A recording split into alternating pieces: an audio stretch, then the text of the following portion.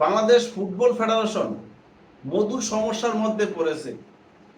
Sub championship 2026 লক্ষ্য রেখে বাংলাদেশ চেয়েছিল ফিফা উইন্ডোতে সেপ্টেম্বর এবং অক্টোবরের মাঝামাঝি চারজাতিক ফুটবল টুর্নামেন্ট আয়োজন করতে সাপের প্রস্তুতি হিসাবে।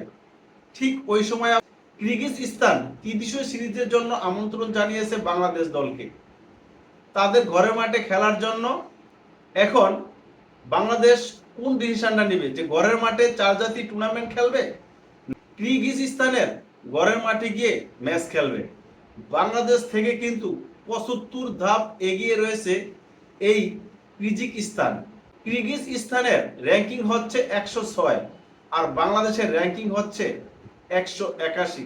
বাফুফে যে ঘরের মাঠে চার জাতির টুর্নামেন্ট আয়োজন করতে চেয়েছিল সাফের প্রস্তুতি হিসাবে, সেখানে কিন্তু বাফুফে 80 থেকে 90টা দেশের সাথে যোগাযোগ করেছে। অলরেডি কিন্তু দুইটা দল রেডি হয়ে গেছে, মঙ্গোলিয়া এবং শ্রীলঙ্কা।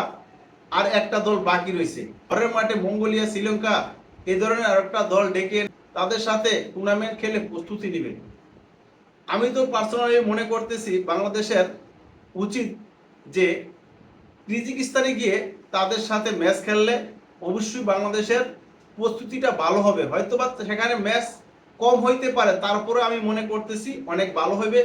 আপনি কি এটা মনে করেন কিনা অবশ্যই কমেন্টে জানাবেন।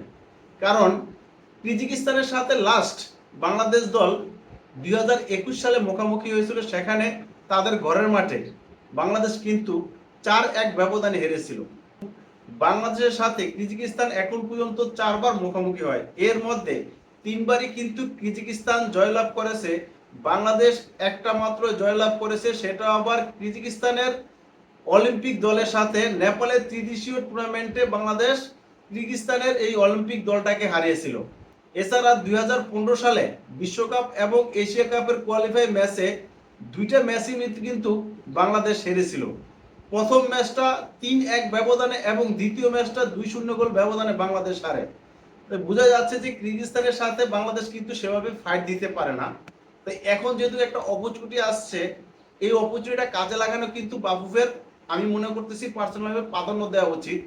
কারণ কিরগিজস্তানের খেলোয়াড়রা কিন্তু শুধু তাদের ঘরের মাঠের যে ক্লাবগুলো আছে সেখানে খেলে না, তারা রাশিয়া এবং কি এশিয়া মানে মানে এশিয়ার দেশগুলোর বড় বড় যে ক্লাবগুলো রয়েছে সেই ক্লাবে কিন্তু তাদের খেলোয়াড়রা খেলে থাকে।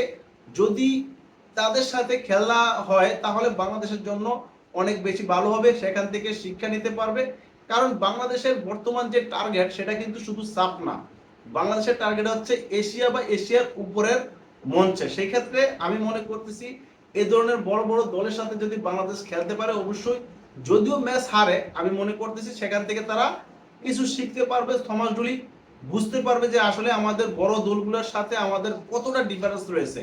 আমরা যদি আমাদের সারির দলগুলোর সাথে খেলে মানে জয়ও পাই, সেখান থেকে কিন্তু আমরা যেই প্রাপ্তিটা সেই প্রাপ্তিটা কিন্তু অধরা থাকবে। কারণ ছোট দলের সাথে আমরা জিতলাম ঠিক আছে, কিন্তু আমাদের যে ঘাটতি রয়েছে সেটা নিয়ে কিন্তু কাজ করা হবে না।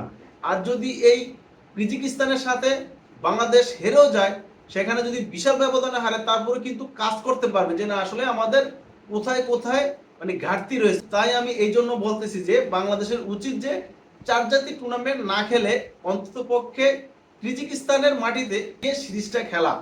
এমনটা কি আপনি মনে করতেছেন কিনা অবশ্যই জানাবেন।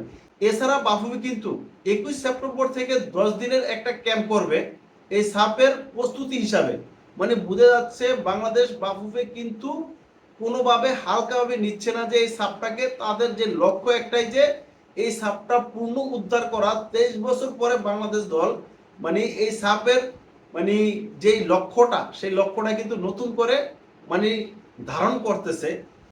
সাপে সবচেয়ে বেশি শিরোপা নিয়েছে কিন্তু ভারত।